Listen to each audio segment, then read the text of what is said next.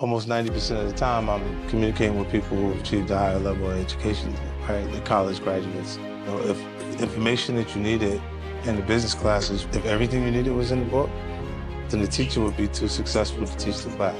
Before I had money, when I'm poor, when I'm in the middle, when I'm rich, regardless, I've been on each one of those portions of the journey. Right. I had fun. When we didn't have no money, it was fun.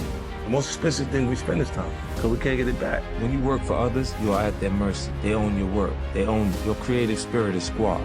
What keeps you in such positions is a fear of having to sink or swim on your own. Instead, you should have a greater fear of what will happen to you if you remain dependent on others for power. Your goal in every maneuver in life must be ownership. Work in the corner for yourself. When it's yours to lose. You're more motivated, more creative, more alive. The ultimate power in life is to be completely self-reliant, completely yourself. I wanted to bring everybody with me. So not be someone new, be a better version of what I already was, but like you want to do the same thing. They want to shoot dice. We'll have the same argument. Do the same thing. They did that. You know what I mean? It's just circumstances. It puts you back into the same circumstances when you already moved to a different level. They don't care about me. Is it okay for me not to care about people that don't care about me? It would be entertaining for them to see me in crisis. I had to convince myself that I'm going to make it, regardless of how people felt at that time. There's going to be points that people are going to mistake my confidence for arrogance. They don't understand the process of it and how much I had to believe in myself in order to make these things happen. I think depression is a luxury because where I'm from, you can't afford to be depressed. You got to pay the bill, right? So you got to go to work. You got to get up. You got to go do what you got to do. They got people right now that's at work that don't feel like being there, but they got responsibilities. They feel uncomfortable while they're working. I think the only thing that separates people is passion. And having the ability to focus on something on it will allow you to work hard enough to be good enough at it. That's the Kobe Bryant, bro. He outworked those people. A lot of people in the league perform according to their paycheck. They ain't getting that money, let them do it. And that's what separates him and makes him special to us in a different way, even after he's gone. Find something to fall in love with, something to be passionate about, right? And then because you enjoy it so much, you'll be able to do it so much that you become so good that everybody's gonna love and appreciate you. I don't try to patch relationships. Because when they fall apart and you have no idea what was the motivation, it says that you don't have to be involved for it to fall apart again.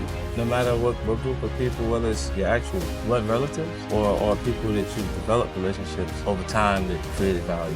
There's points where some of them develop a sense of entitlement and they get blinded by what you've done and they're consistently saying, look what you have, versus acknowledging what you've already done. The one thing that becomes clearer to me each and every day is that I don't owe anyone a thing, and neither do you. I've seen a lot of people pollute their potential after sipping from the well of entitlement. This is certainly true of many of the people I've been associated with over the years, even my own son. What they need to understand is that you should never feel like the world owes you anything.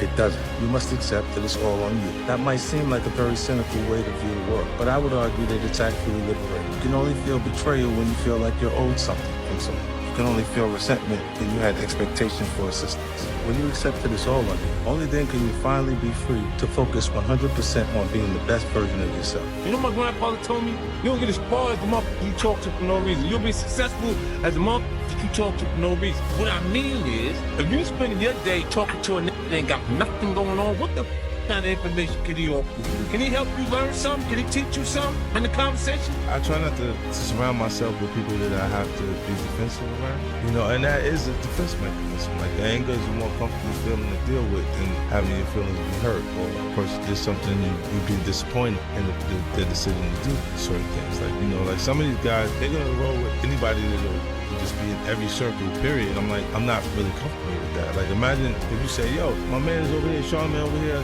listen, I'm gonna go pull up on him. And you go over there and then you run right into somebody who got a problem. And you all off balance because you was just going, you weren't prepared to see Charlamagne, not prepared to run into these people. And then you have problems. That's why I don't usually communicate or associate. If a person's on the gate, I kind of put them on the other side. So I don't leave myself on them.